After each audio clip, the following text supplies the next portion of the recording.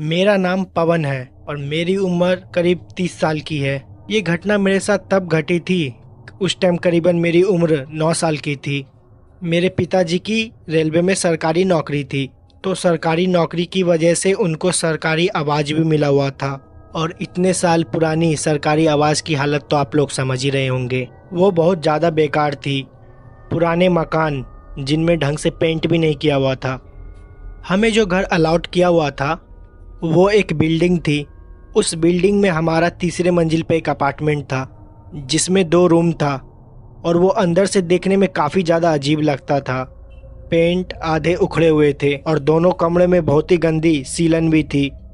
Kitchen भी काफ़ी ज़्यादा गंदा था। लेकिन हम लोग शिफ्ट हुए थे तो हम लोग को वहीं पे रहना था। उससे पहले हम लोग रेंट पे रहते थे। मम्मी भी काफ़ी ज़्यादा खुश थी क्योंकि रेंट का पैसा बचने वाला था। अब उस पैसे को हम लोग नए मकान के लिए सेव कर सकते थे।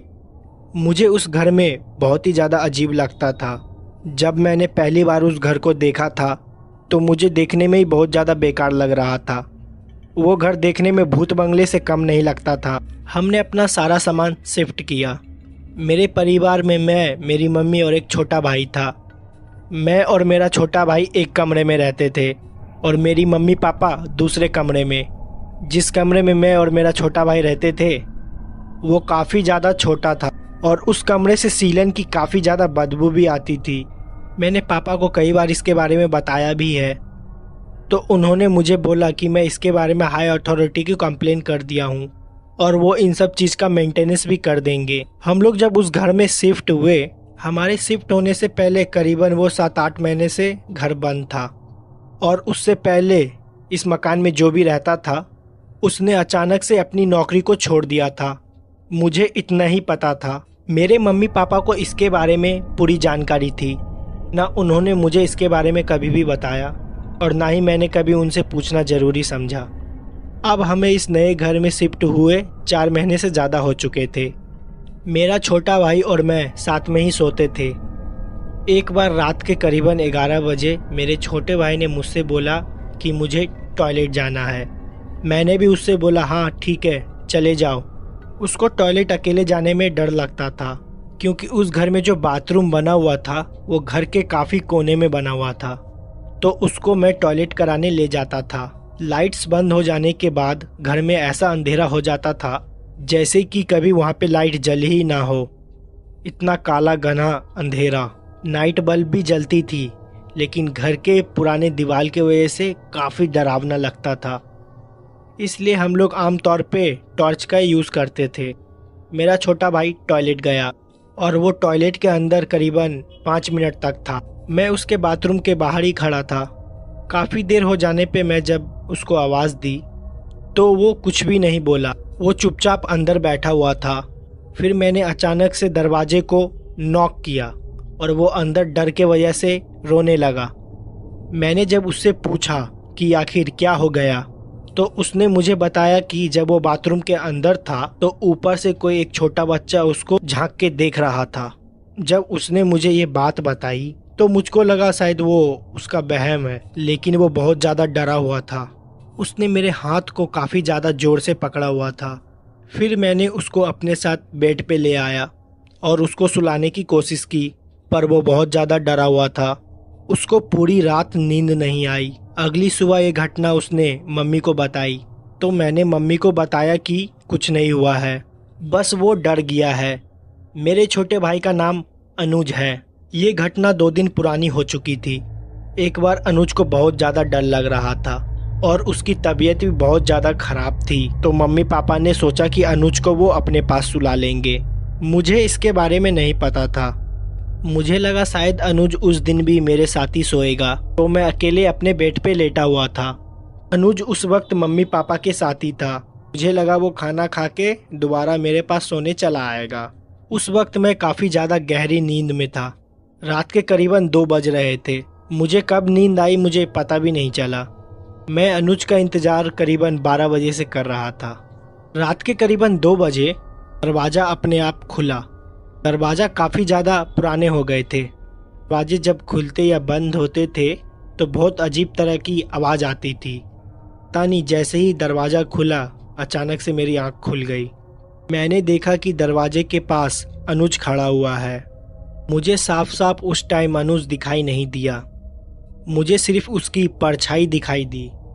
मैंने उससे बोला कि तू वहाँ क्यों खड़ा है, वो आके लेट जाए। मैं काफ़ी ज़्यादा नींद में था और मेरी आंख भी नहीं खुल रही थी। मुझे बस इतना ही पता चल रहा था कि दरवाजे के पास कोई लड़का खड़ा है और उसकी हाइट हूबहू अनुज जैसी ही थी। मेरी ही आंखों के सामने अनुज भागते हुए दरवाजे के अंदर आया मेरे पास, और जैसे ही वो भागते हुए मेरी तरफ आया, मैं अचानक से पूरी तरीके से होश में आ गया। ऐसा लगा कि मुझे कोई ये शायद मेरा वहम था। उस वक्त मैंने इस चीज़ पे ज़्यादा ध्यान नहीं दिया और फिर मैं दोबारा सो गया। करीबन आधे घंटे बाद मुझे ऐसा लगा कि मेरे पीछे कोई खड़ा है, मेरे बालों को सहला रहा है। पहले मुझे ये मेरा वहम लगा, लेकिन सोते हुए जब मेरी आंखें खुली तो मुझे साफ साफ मुझे ऐसा महसूस हुआ कि मेरे पीछे कोई खड़ा है और मेरे सर को पीछे से कोई धीरे धीरे पकड़ने की कोशिश कर रहा है और अपने होने का मुझे एहसास दिला रहा है। मैंने अचानक से उठा और पीछे देखा, कोई नहीं था, पीछे सिर्फ अंधेरा था। मैं तुरंत अपने बेड से उठा और लाइट को ऑन किया। पूरा कमरा खाली था। उस वक्त करीबन रात के 2:30 बज रहे थे। अनुज अभी भी नहीं आया था। मुझे ये बात नहीं पता था कि वो मम्मी पापा के साथ ही सो रहा है। फिर मैं मम्मी पापा के रूम में गया और रात के करीबन 2:30 बजे उनका दरवाज़ा खटखटाया और उनसे पूछा, अनुज उनके साथ है? उन्होंने बताया अनुज वहीं पे सो रहा है। मैंने मम्मी से कहा, मुझे ऐसा महसूस हुआ कि अनुज मेरे सर के पास अभी खड़ा हुआ था। मम्मी ने बताया वो करीबन 12 बजे से ही वहीं पे सो रहा है, क्योंकि उसको बहुत ज़्यादा डर लग रहा था। मैंने फिर इस बात पे ज़्यादा ध्यान नहीं दिया और आके अपने बेड पे फिर दोबारा सो गया। कुछ देर बाद फिर मेरी आंखें खुली। मेरे बेड के जस्ट सामने एक छज्जा बना हुआ था। उस पे हम लोग थोड़ा बहुत सामान रखा करते थे, जैसे कि टीवी के बॉक्स, कुछ कपड़े, कुछ लकड़ियाँ, सब पुराने चीज़ उसी छज्जे पे रखा हुआ करता था। मुझे ऐसा लगा कि उसके ऊपर बैठ के कोई मुझे देख रहा है। ये मेरा कोई वहम नहीं था, मैंने उसको साफ साफ देखा। कमरे में नाइट बल्ब जल रही थी। नाइट बल्ब पे मुझे वो काली परछाई बैठी हुई साफ साफ दिखाई दे रही थी और वो मुझे ही देख रही थी। उस काली परछाई को देखते ही मैं ज़ोर ज़ोर से चिल्लाने लगा, तो वो मेरे आंखों के सामने ही गायब हो गई। मैं इतनी ज़ोर से चिल्लाया कि मम्मी पापा अपने कमरे से मेरे कमरे में आ गए। मैं अपने कमरे को कभी भी अंदर से बंद नहीं करता था। उन्होंने मेरी चिल्लाती हुई आवाज़ को सुनते ही उन्होंने आके मुझसे पूछा कि आखिरकार तुझे क्या हो गया है। मैंने उन्हें बताया कि मुझे छज्जे पे अभी कोई परछाई दिखाई दी है। वो किसी बच्चे की परछाई थी जो कि मेरे तरफ ही देख रहा था, और कुछ देर पहले मुझे ऐसा एहसास हुआ कि किसी ने मेरे बालों को छुआ है। और उस वक्त अनुज को बाथरूम में भी ऐसा ही कुछ नज़र आया था। जब ये बात मैंने मम्मी को बताई तो मम्मी ज़ोर ज़ोर से हंसने लगी। उनको लगा कि मुझे किसी तरह का वहम हुआ है, लेकिन वो मेरा कोई वहम नहीं था। उस रात मेरे पापा मेरे कमरे में सोए। मैं और छोटा भाई अनुज मम्मी के कमरे में जाके सो गए। मुझे बहुत ज़्यादा डर लग रहा था। मैं और अनुज दोनों भाई रात भर नहीं सोए। अगले ही दिन हम लोग स्कूल चले गए और स्कूल से आने के बाद थोड़ी भी देर घर में नहीं रुके। हम लोग अपने दोस्तों के साथ खेलने बाहर चले गए और कुछ दिन तक हम लोग मम्मी पापा के साथ ही सोए। हमें बार बार ऐसा एहसास होते रहा हमारे बगल में कोई खड़ा होकर हमारी बातें सुन रहा है, या कोई काम करते वक्त हमें ऐसा लगता था कि अचानक से हमारे बगल से कुछ निकल के गया है। कई बार तो किचन से अचानक से बर्तन गिरने की आवाज़ भी आती थी, लेकिन मम्मी ने इस सब बातों पे ज़्यादा ध्यान नहीं दिया। लेकिन हम और अनुज दोनों इस बात पे ध्यान दे रहे थे।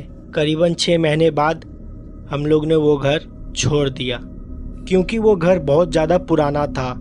पापा ने उस घर के अगेंस्ट कंप्लेन भी डाली थी कि वहाँ की वायरिंग बहुत ज़्यादा ख़राब है। कभी कभी वहाँ पे रात में अपने आप शॉर्ट सर्किट भी हो जाता था। जब वो घर हमसे छूटा, उसके कुछ ही दूर ब्लॉक्स हमें दूसरा घर मिल गया। और उस ब्लॉक में जो हमें घर मिला था और उसके पड़ोसी वही लोग थे जो हम लोग से पहले उस घर में रहते थे। उनसे जब पापा की बातचीत हुई तो पापा ने उनसे पूछा कि आप लोग वो घर क्यों छोड़ दिए थे।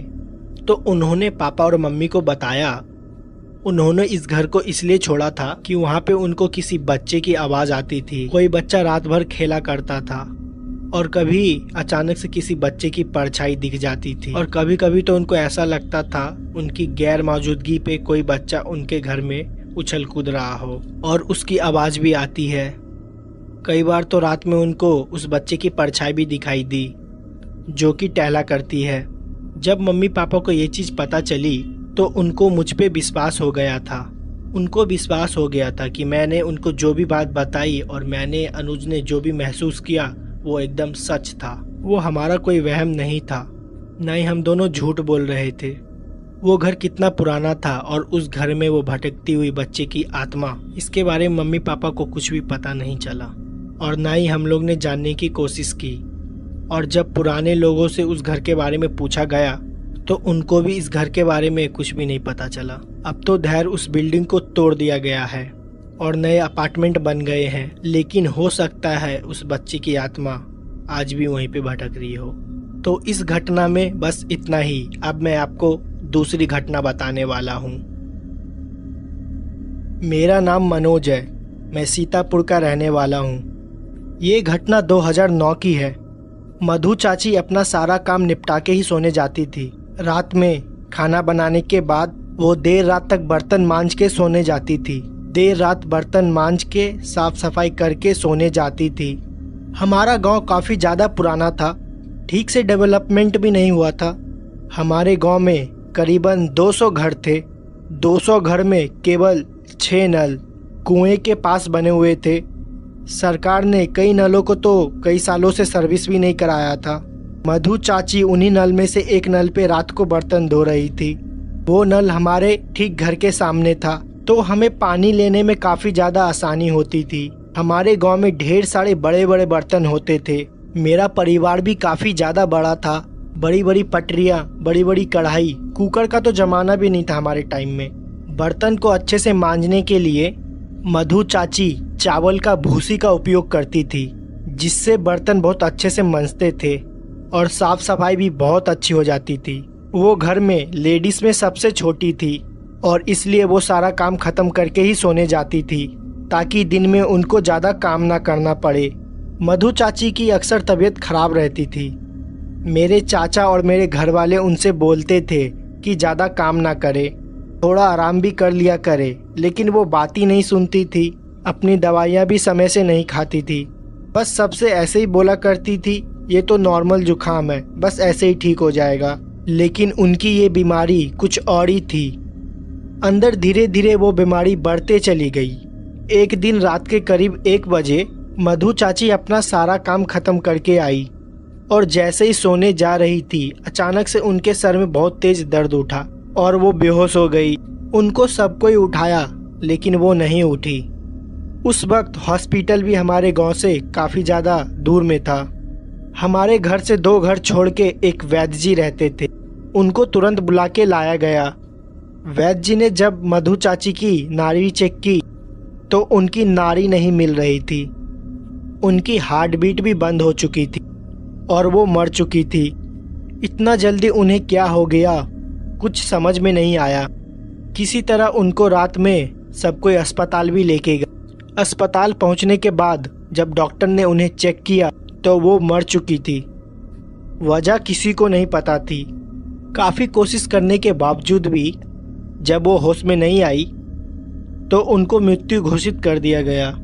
उसी रात मधु चाची को सबको घर लाया गया। घर लाने से पहले उनके शरीर को एक गाड़ी में रखा गया था जो कि शायद लाश ले जाने को काम आती थी। वो वही हॉस्पिटल के पास मिले थे। उनके मृत्यु शरीर को उस गाड़ी में रखने के बाद उसी में चाचा भी बैठ गए थे और मेरे पापा भी। ड्राइवर गाड़ी चला रहा था। गांव के कुछ और लोग थे जो अपने मोटरसाइकिल से आ रहे थे। गाड़ी उसी वक्त रास्ते में चल रही थी। उस वक्त बारिश भी काफ़ी तेज होने लगी थी और मौसम भी थोड़ा ख़राब चल रहा था।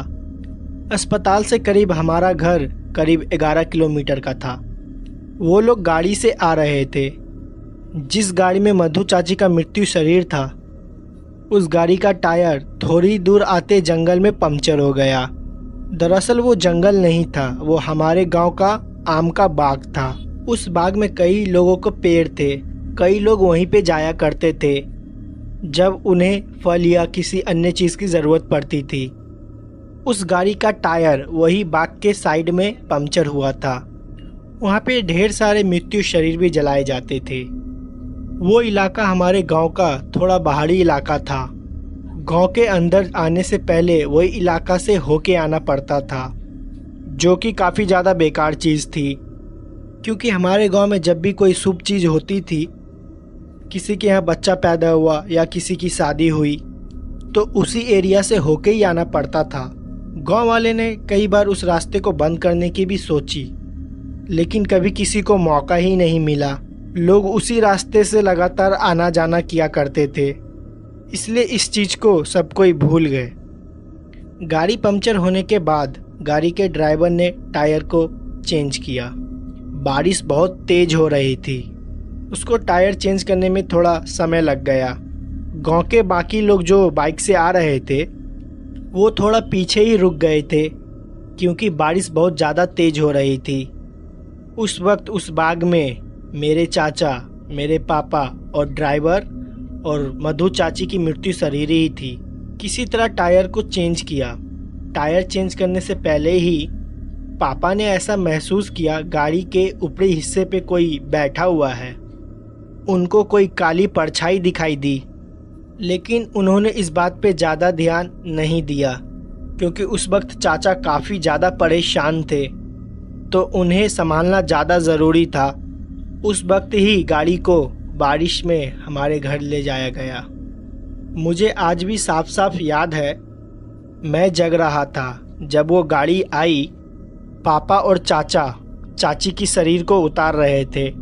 मम्मी ने मुझे अंदर भेज दिया था, लेकिन तभी मम्मी ने मुझे घर भेज दिया। लेकिन मैं खिड़की से सब कुछ साफ साफ देख रहा था। उनके शरीर को उतार के ज़मीन पे रखा गया और बगल में ही तनके को सुलगा दिया गया, क्योंकि बगल में धुआं रहे और आग जलती रहे। कहते हैं मृत्यु शरीर के पास हमेशा आग जलती रहना चाहिए और लोहे का भी सामान कुछ रखा रहना चाहिए, नहीं तो नकारात्मक आत्माएं शरीर के अंदर प्रवेश करने की कोशिश करती है। बारिश काफ़ी ज़्यादा तेज हो रही थी। पूरा गांव एकदम ज़्यादा शांत था। इसके वजह से तो आधा गांव अपने घर से बाहर भी निकल के नहीं आया था। चाची का शरीर बरामदे में ही रखा हुआ था। अभी भी उसमें कोई क्रिया नहीं की गई थी, क्योंकि घर के कई लोगों को संदेश भेज दिया गया था। उनको भी आने में थोड़ा समय लगने वाला था। बारिश की वजह से उनको कोई साधन भी नहीं मिल रहा था। उस वक्त घर में मैं, मम्मी, पापा, चाचा और हमारे दादाजी ही थे। हम सब लोग जग रहे थे और उनका शरीर बरामदे में ही रखा हुआ था। बारिश बहुत ज़्यादा तेज हो रही थी और बादल भी बहुत गरज रहे थे। बादल की गरज और हल्के फुल्की रोशनी चाची के मृत्यु शरीर पे पड़ रही थी, जो कि पुराने डबल बेड के चादर से ढका हुआ था। एक एक करके धीरे धीरे सब कोई सोने लगे। चाचा जग रहे थे।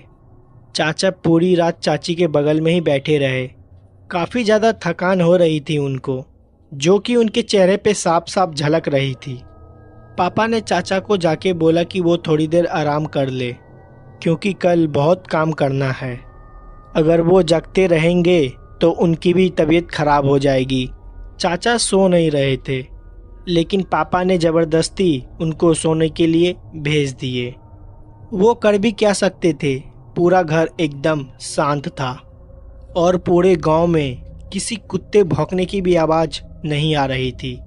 बस दो आवाज़ ही सुनाई दे रही थी, बारिश की और बादल की गरज। इसके अलावा और कुछ सुनाई नहीं दे रहा था। सब कुछ एकदम शांत था। किसी को पता भी नहीं चला।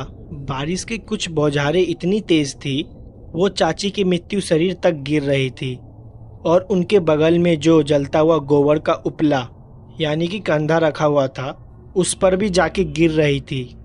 कुछ देर बाद वो जो उपला जल रहा था पानी की वजह से बुझ गया और वहाँ पे धुआं होना बंद हो गया और आग एकदम शांत हो गई। दादाजी सो गए थे, मम्मी भी मेरे बगल में ही सो रही थी, लेकिन मुझे नींद नहीं आ रही थी। चाचा भी आराम कर रहे थे, उनको भी कुछ समझ में नहीं आ रहा था, इसलिए वो अपने कमरे में जाके चुपचाप बैठे हुए थे। पापा चाची के मृत्यु शरीर के पास ही बैठे हुए थे। मुझे साफ साफ याद है उस वक्त रात के 2 या 2:30 बज रहे थे। मुझे साफ साफ याद है उस वक्त रात के 2 या 2:30 बज रहे थे। एक जोरदार बिजली कड़की। जिस कमरे में मैं और मम्मी लेटे हुए थे उसका दरवाज़ा नहीं बंद था, उसमें बस पर्दा लगा दिया था और दरवाज़ा इसलिए नहीं बंद किया गया था ताकि किसी को भी किसी चीज़ की ज़रूरत हो तो मम्मी जाके उसे दे दे। हमारे घर में सिर्फ 2 ही महिला थी, एक मेरी मम्मी और एक चाची। चाची अब ख़त्म हो गई थी। उस वक्त मैं चुपचाप अपनी कमरों में लेटा हुआ था और दरवाजे के बाहर ही देख रहा था। बादल की गरजने की रोशनी मुझे दरवाजे पे साफ साफ गरजने की आवाज़ सुनाई दे रही थी। उसी रोशनी में मैंने किसी को एक तरफ से दूसरी तरफ जाते हुए देखा और वो कोई महिला थी। मैंने साफ साफ उन्हें देखा था, ये मेरा कोई वहम नहीं था। उसने साड़ी पहनी हुई थी, एक तरफ से दूसरी तरफ घर के अंदर जा रही थी, मतलब घर के बरामदे से होते हुए किचन की तरफ। मुझे समझ में नहीं आया मैंने क्या देखा। मैं थोड़ा सा डर भी गया था, पर मुझे लगा शायद गांव की कोई महिला आई होगी। चाची की एक सहेली थी जिसका नाम सुषमा था, वो अक्सर चाची से मिलने आया करती थी। सुषमा को अभी तक चाची की मौत के बारे में पता नहीं चला था, तो वो शायद मिलने आई होगी। मैं तुरंत अपनी बिस्तर से नीचे उतरा और मैंने सोचा मैं जाके सुषमा चाची को सब कुछ बता दूं, लेकिन वो गायब हो गई। ऐसा लगा हो कि वो एकदम हवा हो गई हो। मैं कमरे से बाहर निकल के किचन की तरफ जाके देखने लगा, मुझे कुछ भी दिखाई नहीं दिया। मैं फिर दोबारा घर के बाहर के तरफ गया और मैं एक चीज़ देख के एकदम हैरान हो गया। मेरी चाची का मृत्यु शरीर वहाँ पे नहीं था और जिस चादर से उन्हें ढक रखा था वो नीचे की तरफ पड़ा हुआ था। जिस तसले में गोबर के उपले जल रहे थे उसमें पानी भरा हुआ था और मेरे पिताजी वहीं पे बगल में कुर्सी पे बैठे हुए सो गए थे। दादाजी अपने कमरे में सो रहे थे और मम्मी भी अपने कमरे में सो रही थी और चाचा जी ने अपने कमरे के दरवाजे को अंदर से बंद किया हुआ था। उस वक्त पूरे घर में मैं ही जग रहा था। हमारे घर में छत की ओर जाने के लिए एक सीढ़ियाँ हैं, वो सीढ़ियाँ चारों तरफ मोटी मोटी दीवारों से घिरी हुई है। उसमें ज़्यादा रोशनी भी नहीं जाती है, लाइट भी नहीं थी, अंधेरा भी काफ़ी ज़्यादा था। छत पे जाने के लिए जब मैं उन सीढ़ियों से गुजरता हूँ तो ऐसा लगता है कि कोई अंधेरे कमरे से गुजर रहा हूँ। मुझे छत के ऊपर से छत की दरवाज़ा खुलने की आवाज़ आई। हमारे यहाँ का किचन का एरिया जहाँ पे सब कोई ज़मीन पे बैठ के खाते हैं, उसके ऊपर कोई भी छत नहीं है। वहाँ से डायरेक्ट आसमान से पानी चबूतरे पे ही गिरता है। मैं अपने आप को उन पानी को बूंदों से बचाते हुए सीढ़ियों की तरफ गया। मैंने सोचा कि मैं सीढ़ियों की तरफ जाऊं। जैसे ही 2 सीढ़ियाँ चढ़ के अंधेरे के तरफ घूमा, मुझे ऐसा महसूस हुआ कि उन सीढ़ियों पे कोई बैठा हुआ है। मुझे अंधेरे में साफ साफ दिखाई दे रहा था कि कोई अंधेरे में है। सीढ़ियों के ऊपर का दरवाज़ा खुला हुआ था, उनसे मुझे चमकती हुई परछाई से मुझे साफ साफ दिखाई दे रहा था। वो कोई औरत थी। मैं समझ गया था वो कोई और नहीं, चाची ही है, क्योंकि उनका शरीर वहाँ पे नहीं था। मैं बहुत ज़्यादा डर गया था। मैं उन्हें देखते ही ज़ोर ज़ोर से चिल्लाने लगा। वो बहुत ज़्यादा अजीब लग रही थी। मेरी ही आंखों के सामने सीढ़ियों पे बैठ के मुझे घूर रही थी और पीछे चमकती हुई बिजली मुझे आज तक याद है। उनको देखते ही मैं ज़ोर ज़ोर से चिल्लाने लगा और सीढ़ियों से नीचे उतर आया। मैं किचन के सामने उसी चबूतरों से भागते हुए जा रहा था जहाँ पर पूरा पानी चबूतरे के ऊपर पड़ा हुआ था। मैं वहाँ पे फिसल गया और जाके सीधा चाचा के कमरे से लड़ा। मेरी चिल्लाने की आवाज़ सुनकर पापा सीधा उठ गए और मम्मी भी उठ गई। चाचा भी अपने कमरे से तुरंत बाहर आए। उन्होंने देखा मैं ज़मीन पे गिरा हुआ हूँ। पापा का जैसे ही आँख खुला, पापा ने देखा चाची का शरीर वहाँ पे नहीं है। वो सब लोग भागते हुए मेरे पास आए, तो मैंने उन्हें बताया कि चाची ऊपर सीढ़ियों के पास बैठी हुई है। मैं जैसे ही सबको ये बात बताई, सब एकदम हैरान हो गए। पापा और चाचा तुरंत सीढ़ियों की तरफ भागते हुए गए। उन्हें वहाँ पे कोई भी नहीं दिखा, लेकिन सीढ़ियों के ऊपर का दरवाज़ा एकदम खुला हुआ था। दोनों लोग छत पे गए और वो देख के हैरान हो गए। चाची का शरीर छत के बीच में ही पड़ा हुआ था, बारिश में भीग रहा था और उनके पूरे कपड़े खुले हुए थे। ऐसा लग रहा था कोई उनके शरीर में घुस के ये सब हरकत कर रहा है। बाल पूरे बिखरे हुए थे, मुंह खुला हुआ था और आंखें एकदम पत्थर की हो गई थी और पलट गई थी। उस दृश्य को देख के पापा और चाचा बहुत ज़्यादा डर गए थे। उनकी हिम्मत नहीं हो रही थी कि वो लोग शरीर के पास जाए, लेकिन किसी तरह ऊपर का नाम लेते हुए वो लोग चाची के शरीर के पास गए। उन्होंने चाची का शरीर को हिलाने की कोशिश की। चाचा को लग रहा था शायद वो अभी भी जिंदा है और उठकर खड़ी हो जाएगी, लेकिन ऐसा कुछ भी नहीं हुआ। फिर चाचा और पापा उनके शरीर को उठाकर उसी जगह पर लेके आए और दोबारा आग जलाई।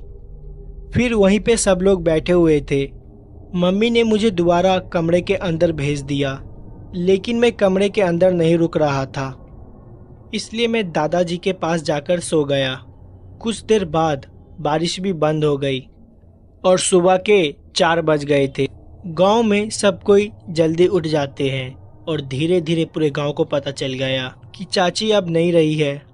घर के सामने भीड़ लगना चालू हो गई। फिर चाची का अंतिम क्रियाक्रम भी किया गया और रात को जो ये घटना हम लोग के साथ घटी थी, इसको लेके चाचा और पापा ने किसी को कुछ नहीं बताया। वापस आके दोबारा रात को उसी तरह हम लोग सब एक साथ बैठे हुए थे और आपस में बात कर रहे थे, जो भी कल हम लोग के साथ घटा वो आखिर हुआ क्यों और आगे ऐसी कोई अजीब सी घटना ना घटे, इसका उपाय भी ढूंढने लगे। पापा ने सबको ये बताया उस रात जब जंगल में गाड़ी खराब हो गई थी, तो उनको एक अजीब सी परछाई भी गाड़ी के ऊपर नजर आई थी। हो सकता है कि वो कोई आत्मा हो या कोई भूत प्रेत हो, जो कि हो सकता है कि चाची के मृत्यु शरीर के अंदर घुस गया हो और उसने अपनी जगह बना ली हो। सब लोग ने यही अनुमान लगाया था कि उस रास्ते से हम लोग को कोई भी मृत्यु शरीर लेके नहीं आना चाहिए था, और वही हुआ भी, जिसका डर था। खैर, फिर चाची के शरीर को वहीं पे जलाया गया जहाँ पर वो गाड़ी खराब हुई थी। हो सकता है वो आत्मा वहीं पे चाची के शरीर से बाहर निकल के चली गई हो। 13 दिन के बाद घर में पूजा पाठ हुई और पूरे घर को दोबारा शुद्ध किया गया। ऐसी फिर कोई भी घटना हमारे घर में दोबारा नहीं घटी, लेकिन उस दिन से दोबारा मुझे अपने ही घर में डर लगने लगा। फिर जब मैंने अपनी 12वीं पास की, फिर मैं पढ़ाई के लिए अपने शहर आ गया और ये जो घटना हमारे घर में घटी थी, वो रात मैं अपने जीवन में कभी भी भुला नहीं पाऊंगा। ये घटना उत्तराखंड की है। ये घटना जिस ट्रक ड्राइवर के साथ घटी है उसका नाम मंजीत था, और बाकी की घटना मैं आपको मंजीत जी की पॉइंट ऑफ व्यू से बताऊंगा। मेरा नाम मंजीत है और मैं इस उत्तराखंड में एक छोटे से सामान की डिलीवरी देने जा रहा था। मेरा एक बहुत ही छोटा सा ट्रक है जो कि आदमी लोकल सामान, लोकल ट्रांसपोर्ट के लिए यूज़ किया करते हैं। जब मुझे कोई भी ट्रांसपोर्ट के लिए सामान नहीं मिलता है तो मैं उसी ट्रक पे सवारियों को भी बैठा लेता हूँ। इससे मेरी कुछ इनकम हो जाती है। ऐसे ही मैं एक बार देहरादून की रास्ते पे जा रहा था। वो रास्ता गंगोत्री के लिए जाता था। उस रास्ता में मुझे कई बार सवारियाँ मिल जाती है। वैसे तो मैं छोटे मोटे सामान की ही डिलीवरी कर रहा था, पर बीच रास्ते में मुझे 2 औरतें मिली। उन्होंने मुझसे कहा कि मुझे उत्तरकाशी तक छोड़ दूं। उन दोनों औरतों ने बुर्का पहना हुआ था। रात काफ़ी ज़्यादा हो गई थी। उत्तरकाशी गंगोत्री के ही रास्ते में पड़ता है, और जहाँ पे मुझे ये दोनों औरतें मिली थी और वहाँ से उत्तरकाशी करीबन 50 किलोमीटर की दूरी पे था। मैंने उनसे कहा कि मैं उन्हें छोड़ दूंगा। मेरे आगे सीट नहीं था, तो मैंने उनसे कहा कि मेरे ट्रक के पीछे वाली साइड में जाके बैठ जाए, और थोड़े बहुत सामान भी रखे हुए हैं तो वो वहाँ पे आराम से बैठ जाए, उन्हें कोई तरह की दिक्कत नहीं होगी। हम कुछ ही घंटे में उत्तरकाशी पहुंच जाएंगे। मैंने उनसे कोई पैसे की भी बात नहीं की थी। रात बहुत ज़्यादा हो गई थी और मुझे लगा कि मुझे उनकी मदद करना चाहिए। मैंने इन बात पे ध्यान भी नहीं दिया कि इतनी रात को ये यहाँ पे कर क्या रही हैं। मैं किसी और धुन में था। उनसे बात करते समय शायद थोड़ा सा मोहित हो गया था। वो दोनों फिर जाके मेरे पीछे वाले ट्रक के ट्रेनर में बैठ गई और मैं बैक मिरर से उन दोनों को देख रहा था। उन्होंने अपने चेहरे को ढक रखा था, लेकिन वो लोग काफ़ी देर से चुपचाप बैठी हुई थी। उन लोग ने एक दूसरे से बात तक नहीं की थी और ये सारी चीज़ मैं अपने बैक मिरर पे देख रहा था। कुछ देर के लिए मुझे ऐसा लग रहा था कि वहाँ पे 2 औरतें नहीं 2 मूर्तियाँ हैं, क्योंकि वहीं पे चुपचाप रखी हुई है। करीबन 20 किलोमीटर ड्राइव करने के बाद मैं आगे जाके कुछ एक छोटी सी गुमती पे रुका। मुझे सिगरेट पीनी थी और ठंड भी काफ़ी ज़्यादा लग रही थी। उन लोग को भी भूख लग रही होगी, तो मैंने उनसे जाके पूछा कि आप लोग कुछ खाइएगा क्या। उन्होंने मेरे सवाल का कुछ भी जवाब नहीं दिया और चुपचाप बैठी हुई थी। मुझे लगा उन लोग को शायद थोड़ा अजीब ना लगे और मैं खुद ही थोड़ा चाय और थोड़ा सिगरेट पी के दोबारा गाड़ी चलाने लगा। जब मैं उनसे खाने के लिए पूछ रहा था, गुमती वाला जिससे मैं चाय और सिगरेट लिया था वो मुझे देख रहा था। उसने मुझसे पूछा कि आखिरकार भैया आपको क्या हो गया है। मैंने उनसे बोला कुछ नहीं और मैं जल्दी जल्दी में दोबारा गाड़ी में बैठ के चला गया। मैंने इस बात का ध्यान भी नहीं दिया कि वो मुझसे कुछ कहने वाला है। वो दोनों औरतें पूरे रास्ते वहीं चुपचाप बैठी हुई थी। जब मैं उत्तरकाशी पहुंच गया तो मैंने अपने ट्रक को साइड में लगाया और तुरंत नीचे उतरा और मैंने उन दोनों औरतें से कहा कि नीचे उतर जाए, लेकिन वो लोग अभी भी चुपचाप वहीं बैठी हुई थी। उन दोनों औरतें की परछाई मैं अपने बैक मिरर से साफ साफ देख सकता था। वो लोग तो हिली भी नहीं। मुझे लगा शायद वो लोग मेरा बात सुनी नहीं है या सफ़र में शायद वो लोग सो गई हो। मैं घूम के अपने ट्रक के ट्रेलर के साइड में गया। मैं देख के हैरान हो गया। वहाँ पर वो 2 औरतें थी ही नहीं, बस वहाँ पे ऊपर से 2 नॉर्मल परछाइयाँ थी जो कि गोल आकार की थी और मेरे ही आंखों के सामने वो दोनों परछाइयाँ गायब हो गई। मैंने जब ये चीज़ देखी तो मैं काफ़ी ज़्यादा डर गया था। कुछ देर के लिए तो मेरे अपने आंखों पे विश्वास ही नहीं हो रहा था। मुझे ऐसा लग रहा था कि मैं जो कुछ भी देखा हूँ एक वो भयानक सपना है जो कि कुछ ही देर में ख़त्म हो जाएगा, लेकिन ये एक सच था। मैंने फिर इसके बारे में किसी को नहीं बताया। मैंने सारा सामान अनलोड करवाया। फिर करीबन 1 घंटे के बाद मैं अपने घर की तरफ निकल गया जहाँ से मैं आया था, क्योंकि अगले दिन मुझे दोबारा एक सामान की डिलीवरी करनी थी। मैं दोबारा जाते वक्त उसी गुमती पे रुका जहाँ पर मैंने रुक के चाय और सिगरेट पिए थी। मैंने गुमती वाले से पूछा, जब मैं पिछली बार यहाँ से निकला था तुमको मेरी गाड़ी पे 2 औरतें बैठी दिखी थी क्या? उन्होंने साफ साफ मना कर दिया। उन्होंने कहा मैं बार बार पीछे मुड़ के अपने आप से बात कर रहा था और जब वो गुमती वाले ने मुझसे पूछा तो मैं जल्दी में निकल गया। मैंने उन्हें बताने का मौका तक नहीं दिया कि मैं हवा से बात कर रहा था। जब ये गुमती वाले ने ये बात मुझे बताई तो मैं काफ़ी ज़्यादा डर गया था। मैंने इसके बारे में उस गुमती वाले को भी बताया। उसने कहा ऐसा कई बार हो चुका है। उन्होंने मुझे बताया रात के वक्त 2 औरतें उन्हें लिफ्ट मांगते हुए दिखाई देती है। कभी तो वो दोनों औरतें सफ़ेद साड़ी में भी दिखाई देती है और कई बार वो दोनों बुर्का पहने हुई रहती है। वो कौन है, कहाँ से आती है और कहाँ जाती है, इसके बारे में किसी को भी नहीं पता है। पर आज तक उस औरतों ने किसी को भी नुकसान नहीं पहुंचाया। मेरी किस्मत अच्छी थी कि मैं बच गया। फिर उस दिन के बाद मेरे साथ ऐसी कोई भी घटना उस रास्ते पे नहीं घटी।